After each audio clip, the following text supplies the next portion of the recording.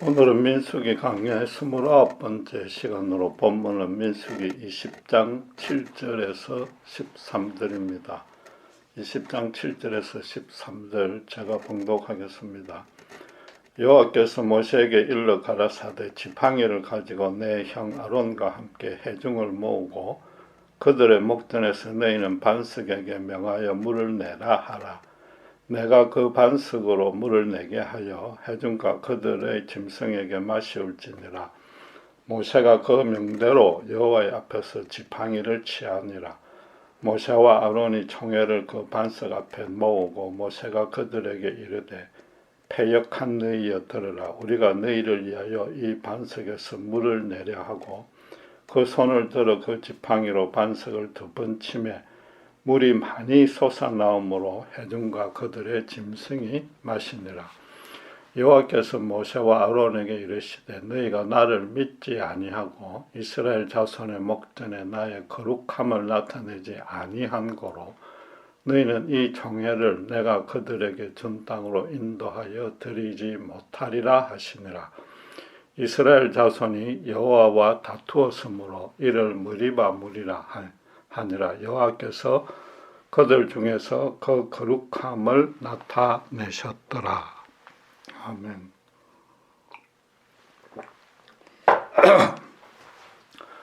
이스라엘이 광야를 방황하는 벌을 받는 중에 물이 전혀 없는 곳에 이르자 다시 모세와 아론을 붙들고 원망했습니다. 본문은 그 원망을 들은 하나님이 반석에서 물은 내어 주었으나 백성에게 화를 낸 모세에게 가나안 땅에 들어갈 수 없다는 벌을 내리는 내용입니다. 이 사건이 일어난 장소는 처음에 20장 1절 보시면 가나안 진군 명령을 거역해서 이 방황의 벌을 받게 된 가데스 지역입니다. 시기적으로 따지면은 40년 동안 광야를 다 방황하다가 이제 거의 끝날 무렵입니다. 그래서 가나안 땅을 정복한 후에 12지파로 그 땅을 나누기 위해서 2번째로 행한 인구조사가 26장에 기록되어 있습니다. 민수기 영어 이름은 2번의 그런 인구조사를 뜻하는 number입니다. 그러나 실제 주제는 이스라엘이 조금만 힘들면 곧바로 하나님께 불평 원망했음에도 하나님은 당신의 언약을 신실하게 실현해가면서 그들을 신앙 교육시키고 있는 그런 내용입니다. 지금 가나안 땅을 정복하기 직전인데도 그랬고 이어지는 21장에는 먹을 것이 없다고 불평을 해서 불뱀의 심판까지 받습니다. 가나안 입경 직전이라면 광야 방황의 벌을 받은 9세대는 거의 다 죽을 것입니다. 그럼 이때까지 남아있는 소수 사람들이 죽기 직전까지 원망한 것이고 어쩌면 새로 태어난 세대들도 함께 그 원망에 동참했을 수 있습니다. 마지막까지 신앙의 본을 자식들에게 보여주지 못하고 거꾸로 못된 모습만 지금 가르치고 있는 셈입니다. 반면에 모세는 40년의 광야 방황을 해상하면서 신명기 8장 4절에 하나님이 어복이 헤어지지 않고 발이 부르트지 않도록 인도해 주셨다고 고백했습니다. 지금 백성들은 또다시 물이 없는 것으로 인도했다고 모세에게 대들었지만 사실은 하나님을 원망한 겁니다. 그들 완악하면 정말 끝이 없습니다. 잠시 물러서서 기도를 하든지 최소한 하나님이 어떻게 역사하실지 조금 느긋하게 기다려주지도 않습니다. 그런데도 하나님은 순순히 지금 물을 마련해 주었습니다. 나아가 지금 백성들이 잘못했는데 오히려 모세에게만 벌을 줍니다. 모세가 특별히 잘못한 것 없어 보이는데도 그의 필생의 꿈을 완전히 무산시켜 버립니다. 젖과 꿀이 흐르는 약속의 땅에서 히브리 민족끼리 마음 놓고 여호와를 경배하는 나라를 세우는 것이 그의 평생 소원이었으나 지금 한순간에 여지없이 깨져 버립니다. 하나님의 입장에서 봐서도 모세를 바로의 궁정에서 40년, 미디안 광야에서 40년, 총 80년간이나 투자해가지고 자기 백성을 출애굽시켜 제사장 나라로 세울 지도자로 예비 훈련했는데 그게 뭐 사실상 헛사가 되어버린 것 아닙니까? 모세는 지금도 아무 잘못도 없는데 백성들과 함께 40년 광야 방황의 벌을 지금 함께 받고 있는 중입니다. 그 전에 하나님이 백성들을 진멸하겠다고 진노하자 자기 목숨을 걸고 2번이나 중보 기도했었습니다. 이 마지막 순간에 그 결실을 누리기는커녕 보지도 못하게 된 것입니다. 단 한 번 백성에게 지금 불평한 것으로 하나님은 너무나 가혹한 벌을, 좀 솔직히 말해서 당신 멋대로 벌을 내린 것 같은 느낌을 지울 수가 없습니다. 하나님은 8절에 모세들을 반석에 명하여 말로만 지시하여서 물을 내라고 명령했습니다. 그런데 모세가 11절에 신경질적으로 화를 내며 바위를 2번 친 것은 사실입니다. 어쨌든 이스라엘에게 물을 내주었고 지금껏 하나님의 기적을 일으킬 때마다 사용했던 바로 그 지팡이를 사용해서 하나님의 일을 대행했습니다. 그렇다면 하나님은 그 결과보다도 그 과정을 더 중요하게 여기신다는 뜻입니까? 그래서 하나님의 명령을 문자적으로 1점도 틀리지 않게 준행해야만 되는 겁니까? 그렇지는 않는 거죠. 지난주 살핀 대로 바리새인들이 율법의 정신은 실현하지 아니하고 문자적으로만 따른다고 도리어 예수님이 크게 혼냈지 않습니까? 지금 모세가 짜증을 낸 사항도 이해해 줄 여지가 많습니다. 그 20장 1절에 보면은 본 사건 직전에 자기 생명의 은인이었던 누이 미리암이 죽었습니다. 아마도 큰 슬픔에 잠겨 있었을 겁니다. 그런 와중에 백성들이 하나님께 원망할 수 없으니까 계속해서 자기만 붙들고 늘어지자 순간적으로 하가 치밀어 올라설 수 있습니다. 모세는 좀 성격이 급해서 애국 간원을 분에 못 이겨서 쳐 죽인 이후로 자기도 자기 약점을 알고 많이 자제해 왔습니다. 지금까지. 그래서 하나님 또 민수기 12장 3절에 그의 온유함이 지면의 모든 사람보다 뛰어나다고 칭찬까지 했습니다. 그런데 지금은 딱 한 번 짜증낸 것으로 하나님은 그가 평생 살아왔던 그 인생의 의미를 휴지 조각으로 만들어 버렸습니다. 떨기나무 불꽃으로 임재해서 하나님께 출애굽 소명받은 이후로 모세는 한 번도 자신의 유익을 위해서 산 적이 없습니다. 오직 하나님과 동족을 위해서 모든 것을 희생하며 수고했습니다. 하나님께 받은 말씀을 하나 가감없이 선포하고 가르치며 실현했습니다. 그 지난 모든 공로를 하나님 지금 완전히 까마득하게 싹 잊어버리고 너에게는 더 이상 맡길 일이 없다는 식으로 완전히 용도 파기해버리는 것 같습니다. 여러분, 그런데 분명히 아셔야 될 것은 하나님의 뜻은 바로 그것이라는 겁니다. 모세가 맡은 역할은 바로 거기까지 뿐이었습니다.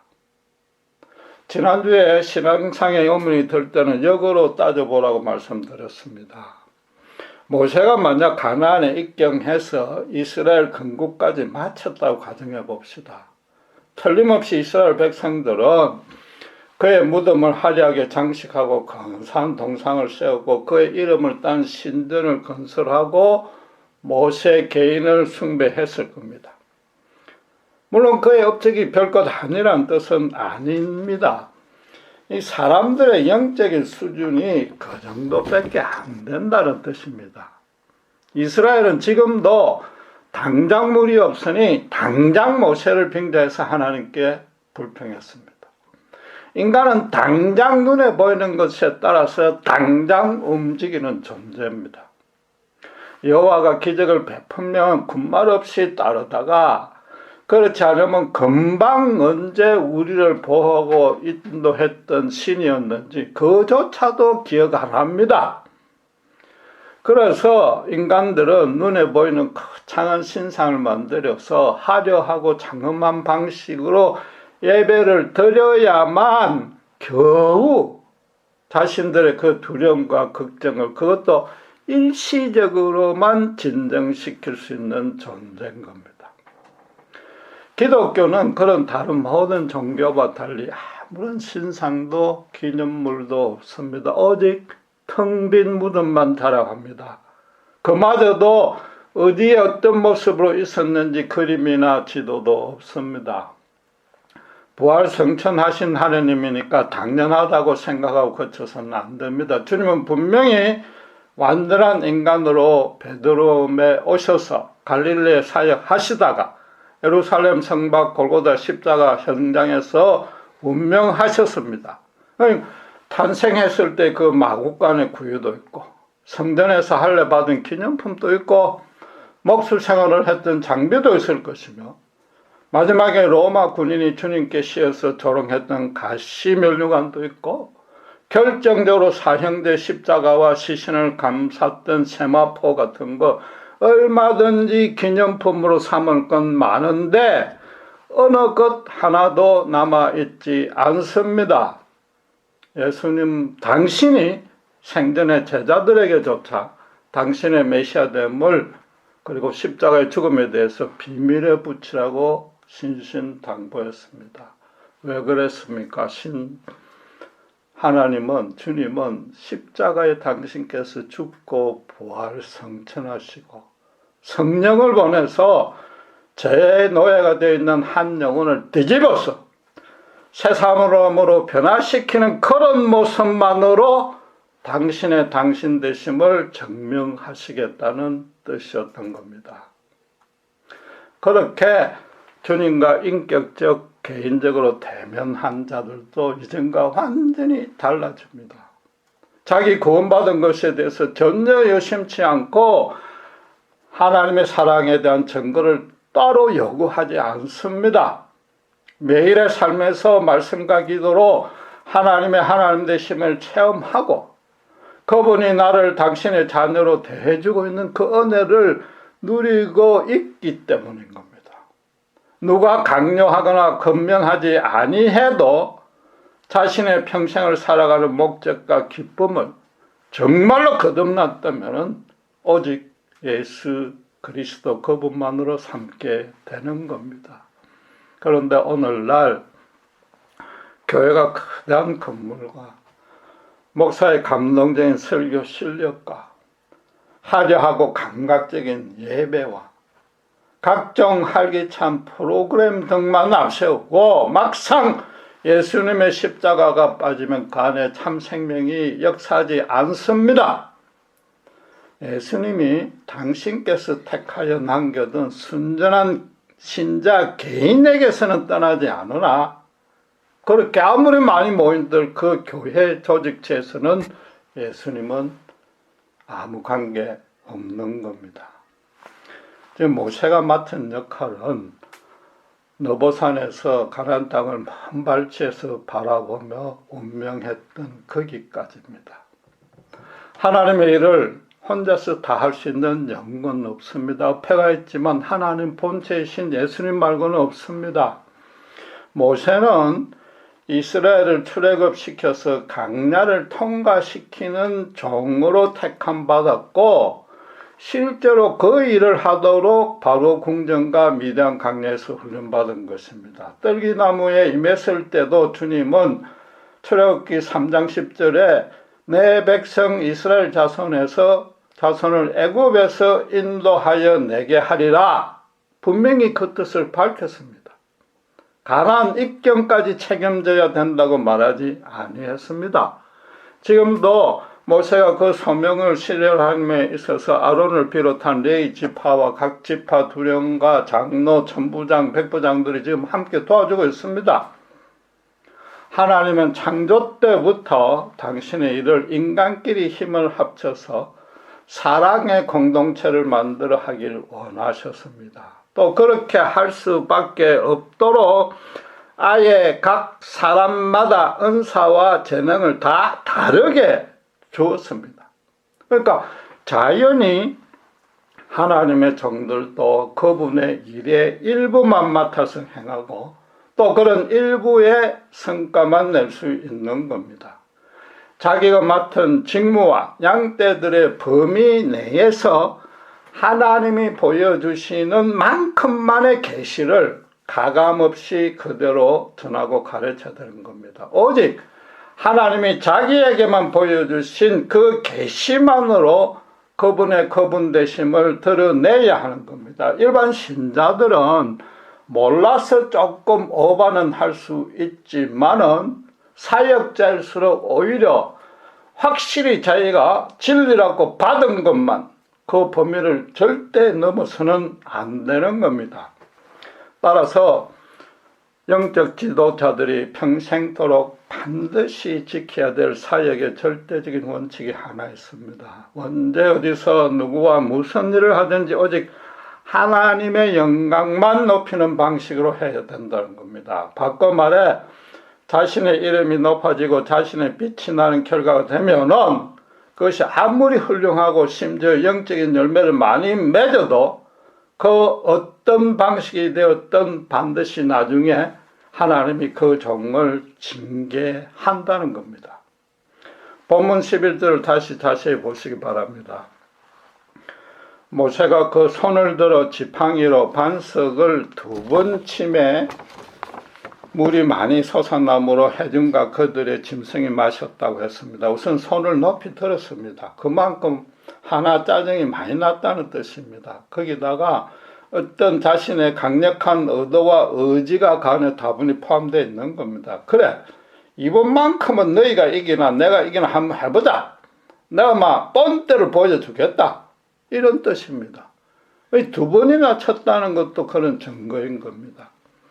모세가 지팡이를 높이 들었다고 2번이나 내려치면은 그 백성들이 보기에는 모세 개인의 능력, 실력, 노력으로 물이 나온 것처럼 오해할 수 있는 겁니다. 아니면 그 지팡이가 뭐 어떤 큰 마법을 지닌 양 오해할 수 있는 겁니다. 실제로 지금까지 모세는 지팡이를 이렇게 사용한 적이 없습니다. 그냥 지시만 했는데 이번에는 그냥 힘을 주고 정말 2번이나 친 건 처음입니다. 그러다 보면은 심지어 모세 본인도 은연중에 자기 힘으로 물을 낸 양 착각하거나 최소한도 자신이 백성들보다 훨씬 영적으로 우월하다 그런 교만한 인식을 가질 수가 있는 겁니다. 실제로 신유의 은사를 지닌 종들이 나중에 유명해지고 사람들이 많이 몰리면 오히려 그 은사가 더 많이 고쳐줘야 하는데 은사가 떠나버립니다. 그 이유는 그 모든 걸 자기에게 공을 돌렸기 때문인 겁니다. 대신에 말씀만으로 물이 나오면은 하나님이 하신 일이란 걸 어느 누구도 부인할 수 없는 겁니다. 말씀뿐이므로 그 물이 생기는데 어떤 외부적인 요소가 보태지거나 영향을 미친 건 전혀 없다는 겁니다. 그러니까 누가 봐도 말씀으로 만물을 창조하신 하나님의 역사인 줄 알게 되는 겁니다. 모세가 2번이나 내리친 것은 1차적으로 백성들에게 화를 낸 것이 맞지만은 자기도 모르게 스스로 하나님께 대든 측면도 분명히 있을 겁니다. 하나님, 내가 언제까지 이렇게 백성들 원망만 듣고 그 뒤치다거리만 해야 합니까? 정말 나도 지긋지긋합니다. 어째 나에게 돌아온 성급이라고는 없지 않습니까? 그 마음이 들었을 수 있단 말이에요. 하나님이 그를 가나안에 들여보내지 않은 이유를 이제 알겠습니까? 너 상급은 바로 여기까지다.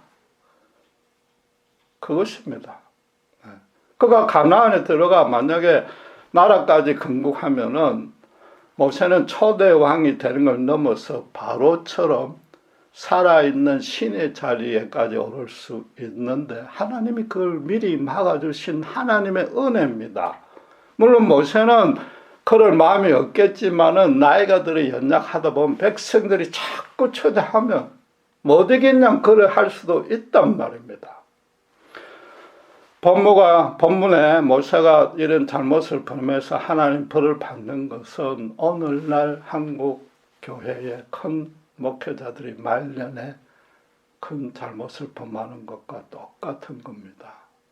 그런데 주의할 것은 이 말씀이 교회 사역자에게만 해당되지 않고 일반 신자에게도 똑같이 적용될 수 있습니다. 기도원이나 새벽 예배에 40일 작정 기도를 마치면 자기가 아주 영적으로 신령한 것처럼 자기도 모르게 우쭐해집니다. 그래서 내가 지금까지 전도하려고 했었던 주변의 불신자들의 그 묻고 있는 사탄의 세력을 내가 가서 기도하고 믿음으로 전도하면 다 단번에 무너뜨릴 수 있을 것 같은 자신감이 생깁니다. 주일 대예배 대표 기도를 며칠간 정말 기도하면서 성경 구절도 찾아내고 잘 준비해서 은혜가 넘치도록 할 수 있습니다. 그까지는 좋은데 예배 후에 교인들이 오늘 장로님 기도에 너무 감동이 돼서 눈물까지 났습니다. 목사님 설교보다 더 은혜됐어요 라는 칭찬을 받으면 어떻게 됩니까? 겉으로는 무슨 말씀을 들은 너무 부족합니다. 하나님 은혜로 했을 뿐입니다 라고 부인은 하지만 속으로는 내가 교회 생활 짬밥이 얼만데 내가 기도를 그래도 좀 잘하지, 너희들하고 내하고 믿음의 차원이 다르지, 그런 우쭐한 마음이 저도 모르게 생기지 않는다는 겁니다. 다른 사람은 그 진짜 성례를 몰라도 자기는 압니다.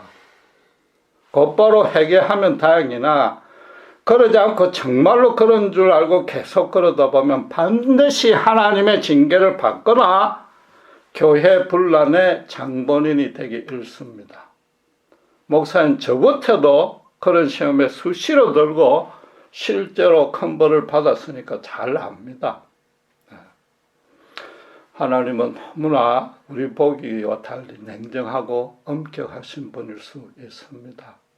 아주 사소한 잘못 때문에 본문에 모세처럼 이건 죄도 아니고 잘못했다고 말할 수도 없는 한 번의 실수에도 그 충성된 종의 평생의 소망을 단번에 깨뜨리시는 분입니다. 그렇게 엄하게 하시는 이유가 단순히 종들의 정신 차리라는 뜻만이 아닙니다. 다른 이유가 더 큽니다. 오직 하나는 하나님은 하나님이시기 때문입니다. 그분은 인간이 아니고 인간과 전혀 다르기 때문에 그분만은 그럴 수 있습니다. 그분이 행하는 일에 아무리 인간이 이해가 안 되고 괴롭기만 해도 인간은 그분에게 불평, 원망할 수 없는 존재입니다. 욥기 전체의 결론이 바로 그것입니다. 그분 앞에 인간은 단지 인간일 뿐입니다. 그렇다고 다시 강제적인 폭군이라고 오해해서도 안 되는 겁니다.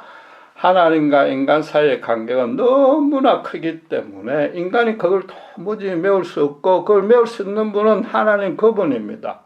그것도 당신께서 먼저 적극적으로 그럴 의사를 표시하고 손을 내밀어 주셔야만 인간이 그 손을 겨우 그것도 아슬아슬하게 붙들 수 있을 뿐인 겁니다. 본문에서 모세를 벌한 이유도 벌 주는 것 그 자체가 목적이 아니란 말입니다. 당신은 인간과는 아예 다른 존재라는 것, 심지어 모세 같은 충성된 종과도 다른다는 것을 우리 인간 이성으로는 앞에서 살펴본 것처럼 언뜻 이해할 수 없지만은 그런 방식으로라도 똑똑히 보여주는 겁니다. 하나님만은 어떤 존재나 어떤 사건에도 한치의 영향을 받지 않고 자유롭게 자신의 의지를 행사할 수 있는 오직 한 분입니다. 이름 그대로 하나님입니다. 절대적으로 완벽하게 자유로운 분입니다. 당신께서 어떤 의지를 품는 순간 곧바로 인간과 인간이 사는 이 땅에 그대로 실현됩니다. 그 완벽한 자유를 막을 수 있는 존재, 영향을 미칠 수 있는 존재는 우주에 단 하나도 없으며 지금 평생을 헌신한 종 모세도 예외는 아닌 겁니다. 그렇다면은 인간이 취해야 할 바도 하나뿐입니다. 정말로 진지하고도 심각하게 인간의 인간됨을 정확히 인식하고 그에 걸맞게 반응하는 것입니다. 하나님만을 주인으로 모시고 인간으로서 계속 남아있는 겁니다. 그게 머물러 있는 겁니다. 그게 바로 믿음입니다. 우리가 성정이 얼마나 연약하고 불완전하고 어리석으며 이 짧은 수명에 단 한 번 이 땅에 살 수 있는 기회를 부여받았을 뿐인데 그걸 바로 살 수 있는 길은 하나님을 찬미하는 길뿐이라는 겁니다. 모세는 지금 평생을 두고 이렇게 훈련을 받았고 그분과 동행해서 아침 저녁 직통 계시까지 받았습니다. 도무지 하나님 뜻을 거역할 수 없습니다. 해서도 안 되는 종이고 실제로 거역하지 않았습니다. 그렇게 해왔습니다. 그런데 지금 백성으로 향한 짜증이 지나쳐서 하나님마저도 찰나에 그냥 못마땅해진 겁니다. 하나님 그분을 거역할 생각은 꿈에도 없었지만은 순간적으로 그분의 그분다우심을 잊어버리고 자기 생각대로 행동한 겁니다. 그런데 불행하게도 그 결과는 평생을 산 탑이 무너지는 처참한 실패였습니다. 그 배경에 여전히 자기를 높이려는 그 타락한 제 본성이 끈질기고도 교묘하게 모세에게도 자리 잡고 있었던 겁니다.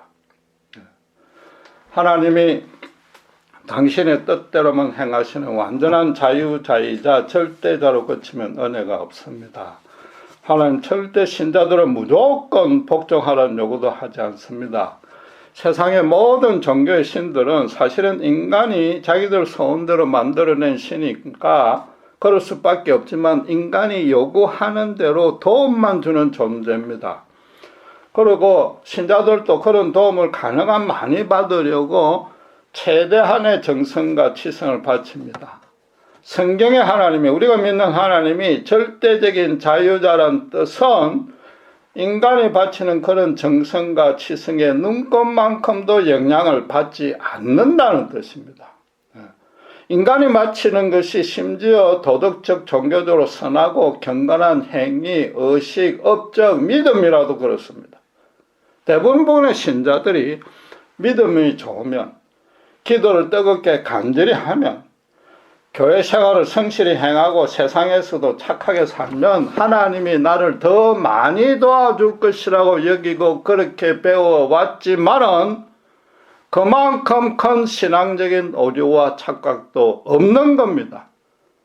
그게 잘못됐다는 것이 아니라 그래 하면 더 받는다는 게 잘못됐다는 겁니다. 마르틴 루터가 구교를 개혁한 계기가 바로 그런 점이 틀렸다는 것을 깨달았기 때문입니다. 도무지 자신이 구원을 받았다는 확신이 없어서 그는 영적인 순례의 길을 떠났는데 로마 언덕의 수백 개의 계단을 무릎으로 기어서 올라갔습니다. 당연히 무릎에 피가 흐르고 너무나 아팠으나 그런 참회의 고행을 바쳐서 자기 죄의 용서를 받을 수 있으리라 기도했던 겁니다. 그러나 아무리 해도 그건 소용이 없었고 도리어 더 허무해졌습니다. 결국 그는 오직 십자가 예수님의 구원의 은혜를 아무 겁도 없이 믿음으로 받아들이는 것만이 인간의 유일한 소망됨을 깨달았던 겁니다. 구원은 하나님이 처음부터 끝까지 전적으로 주관하시기에 더더욱 그분은 절대적인 자유자요 그 의지에 달린 겁니다. 모든 인간을 가만두면 멸망할 수밖에 없는 가운데 예수 십자가를 통해서 구원의 은혜를 선물로 주실 뿐인 겁니다. 신자가 때로는 최선을 다해서 행하고 스스로 느끼고 판단하기에 너무 선하고 좋은 결실을 맺었어도 하나님의 입장에서 보면 그만큼 처참한 실패가 없다는 일이 종종 있습니다. 또 그런 사실을 신자들을 깨닫게 해주시려고 고난을 오히려 더 허용하고 묵인하시고 심지어 벌을 내리기도 합니다.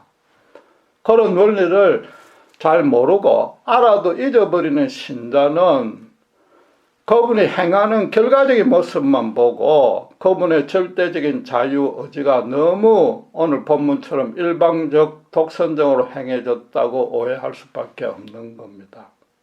본문 11절을 다시 보면 물이 많이 솟아서 백성들과 짐승까지 마셨습니다. 모세는 백성들에게 너무나 유익한 결과를 안겨주었고 큰 공을 세웠으나 많이 솟았다는 것은 하나님 보시기에 가했다는 뜻일 수 있고 하나님 입장에서는 그게 가장 큰 실패였습니다. 왜? 그분의 이름과 영광이 깡그리 무시되었기 때문입니다. 성경의 모든 기사를 제대로 이해하려면 항상 결론이 어떻게 말하는지 살펴봐야 됩니다. 본문 13절에 어떻게 말합니까? 이스라엘 자손이 여호와와 다투었으므로 이를 무리바, 다툼이란 뜻인데 무리바 무리라 하니라. 여호와께서 그들 중에서 그 거룩함을 나타내셨더라. 참으로 놀라운 진술이지 않습니까? 하나님이 당신의 백성 이스라엘 자손과 다투었기 때문에 당신의 거룩함을 나타냈다고 합니다. 그럼 물을 양껏 주신 것 자체가 거룩함의 본질이 아니라는 겁니다. 다툰 후에 물을 주셨고 그래서 다툰 것 자체가 당신의 거룩합니다. 거룩함이란 건 알다시피 다른 것과 완전히 구별되었다는 뜻인데 하나님에게 적용될 때는 당신은 어느 것과도 비교되지 않고 구애받지도 않는 절대적인 자유자란 뜻이 그분의 거룩함인 겁니다. 그러니까 인간으로서는 때로는 도저히 이해가 안 되는 일이 일어나는 것이고 지금 이스라엘 백성이 벌을 받아 마땅한데 오히려 이스라엘 백성에게 물을 줬습니다. 반대로 벌을 받아야 할 이유가 없는 모세를 백성들과 구별해서 벌을 줌으로써 하나님은 거룩해진 겁니다. 백성들은 어차피 불평할 수밖에 없는 존재지만은 그들을 당신의 뜻에 합당하게 이끌어야 할 영적 지도자의 잘못을 더 크게 벌하시는 가운데 하나님의 거룩함이 드러난다는 겁니다. 정확히 말해서 당신께서 모세에게 계획했던 그 모든 일들이 지금 걸음으로써 당신께서 다 이루셨기에 그분이 거룩하다는 겁니다. 결국 모세가 범한 잘못의 본질은 그래서 벌을 받는 까닭은 하나님의 거룩함을 증명해내야 할 종이 그렇게 하지 못했던 겁니다. 성경은 모세 같은 지도자들뿐만 아니라 모든 신자들에게 고린도전서 10장 31절에 그런즉 너희가 먹든지 마시든지 무엇을 하든지 다 하나님의 영광을 위하여 하라고 엄습히 명합니다. 어떻게 그럴 수 있습니까? 먹든지 마시든지 해야 되니까 반드시 식사 기도를 경건히 해야 됩니까? 무엇을 하든지라고 했으니까 어떤 일을 하든 예배를 드리거나 최소한 기도를 한 후에 행해야 됩니까? 예컨대 예배에서 찬양을 뜨겁게 부른 후에 인도자가 하나님께 영광을 올려드리자고 박수를 치기를 요구하는데 그러는 것이 그분의 영광을 올리는 겁니까? 엄밀히 말해서 그렇지 않습니다.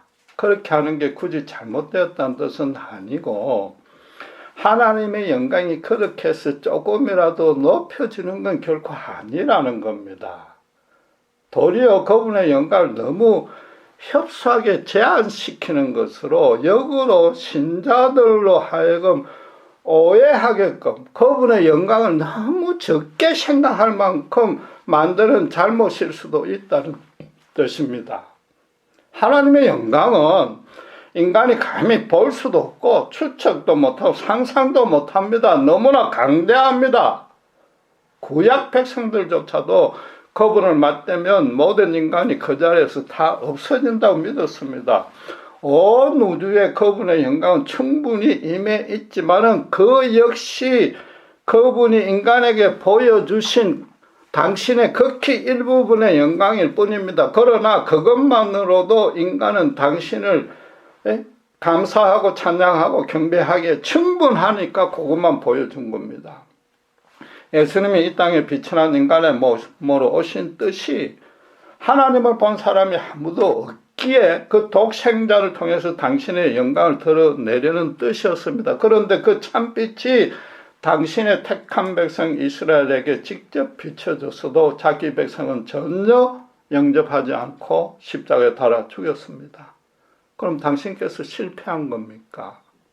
아니죠. 결코 당신이 실패할 일은 없는 겁니다. 당신을 거역하여 그 죄인들마저도 사랑하셔서 십자가의 죗값으로 대신 죽으시는 모습으로 당신의 영광을 드러낸 것입니다. 자기 제자들도 모르지만 기어이 성령을 보내주셔서 완악할 대로 완악해진 죄인들을 새롭게 함으로써 당신의 강태를 그 영혼에 비춰준 겁니다. 이스라엘 야구에 비춰준 게 아닌 겁니다. 고린도전서 2장 10절에서 13절의 말씀대로 하나님의 깊은 것은 오직 성령으로만 통달할 수 있기 때문에 하늘에 속한 자들의 영에 그분의 영을 부어주신 겁니다. 신령한 일은 신령한 것으로만 분별해야 되고 그래야만 그분의 영광을 제대로 알 수 있기 때문인 겁니다. 기독교 변증가 C.S. 루이스는 아무리 심오하고 경건한 신학과 교리라도 사역자 개인의 유익에 사용하려고 도모하는 순간 곧바로 사탄에게 완전히 길을 내어주는 것이라고 경고했습니다. 본문에서 모세가 자기도 모르게 자기 어깨에 힘이 잔뜩 들어감으로써 하나님의 영광을 가린 것과 같은 겁니다. 인간이 인위적으로 그분의 영광을 높여드릴 수는 절대로 없습니다. 하나님만이 당신의 영광을 스스로 높일 수 있는데 그것도 이 땅의 실체는 다 없어진 아리마대 요셉의 빈 무덤과 골고다 언덕의 십자가만으로 당신의 영광을 드러내는 겁니다. 그분은 하늘의 보좌에서 당신의 영광 중에 자정하에 계시고 세상 만물과 인간 만사를 오직 당신의 뜻대로 절대로 자유롭게 말하자면 거룩하게 구별되게 통치하시기에 영광스러운 것입니다. 인간을 십자가로만 대하기 때문에 거기에 그분의 영광이 드러나는 겁니다. 인간이 그나마 하나님의 영광을 높일 수 있는 유일한 길이 하나 있는데 그건 주님이 말씀하셨듯이 날마다 자기를 부인하고 자기 십자가를 지고 주님 가신 길을 따라가는 것 그것 하나뿐입니다. 그런데 그마저도 너무 어렵습니다. 더 쉬운 길이 있습니다. 하나님의 영광을 내가 올려드리려고 시도하는 그 자체를 그만두면 되는 겁니다. 하나님과 내하고 벌어진 간격을 내가 나서서 메꾸려 하지 않는 그것만으로도 하나님은 하나님의 영광이 올라가는 겁니다. 왜? 당신만이 그 영광을 증명할 수 있기 때문인 겁니다. 지금 예수님의 이름으로 모여서 기도하고 말씀 듣고 찬양하는 것 이게 얼마나 큰 영광 중에 우리가 있는지 모릅니다. 우리는 받아 누리는 겁니다. 그래서 특별히 성경 말씀으로 예수님의 십자가를 통해서 예수님을 더 깊이 알아가면은 그래서 내 존재 전부를 그분에게 내어드리면은 그분의 영광이 우리를 통해서 주변에 주님의 빛으로 비출 수 있게 되는 겁니다. 기도하겠습니다.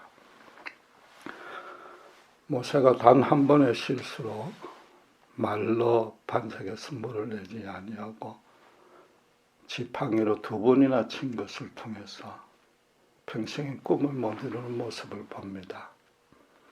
참으로 연약한 우리와 똑같은 인간의 모습이요. 우리 속에 남은 죄의 본성이 얼마나 끈질기고 교묘한지 다시 깨닫습니다. 바로 우리의 잘못이요. 특별히 저 같은 목사가 가장 주의해야 할 잘못인 줄 믿습니다. 무엇을 먹든 마시든 주님의 영광을 위해서 해야 하지만 우리 스스로는 도무지 그럴 수 없고 오히려 우리 자신을 더욱 낮추고 깨트려서 당신의 영광이 우리를 통해서 드러나기만을 간절히 소원하고 날마다 주님의 십자가를 지고 우리를 부인하는 저희가 되게 해 주시옵소서. 주님의 영광이 우리를 통해서 드러나길 소원합니다.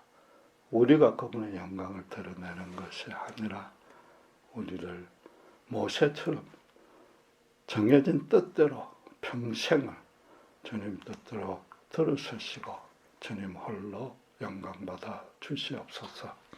감사합니다. 우리도 예수 그리스도 이름으로 기도드렸습니다.